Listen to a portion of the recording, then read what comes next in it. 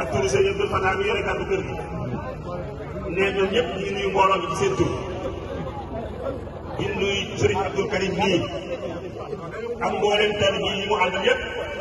ak mboolem xarit yi bàyyiwuñu kenn. Serigne Abou Baraka wax na ne am na dëgg lool ci yow si Abdou Karim ndax xam na ne su ko woote woon. Karim nee na fi nga yëgal ni mbooloo mi di seen xol sedd na lool sax nee sa teewaay bii nga teew ak jëmmi si Moutalla ji nee bañ gisee sëñ Moutalla rek doon na sëkk nee na nga far ñëw nag gën a taal nag taal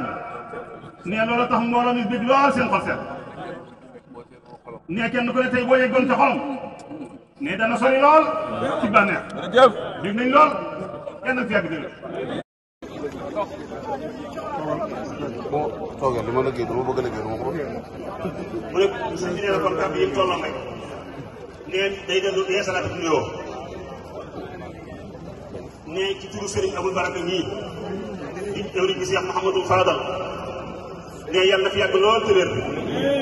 ak mboolem njabootam yëpp. la wóor ne yëbu ñu la de ci àddina mukk ci àddina ndax sëñ Fallou tax sëñ Fallou kenn waru koo yeb nag Mbacke da nga jéggal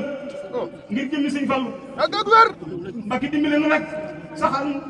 ñaanal ñu yàgg fi rek yàgg laa liggéeyal ngir jëmmi sëñ Fallou ñaanal nu rek Mbacke loolu rek la amiin amiin amiin am ni milliards yu sëñ Karim waaye jëlal ma vidéo yi lii lépp sëñ Karim da ko war a gis ci jaabam waaw waaw na barka gaaw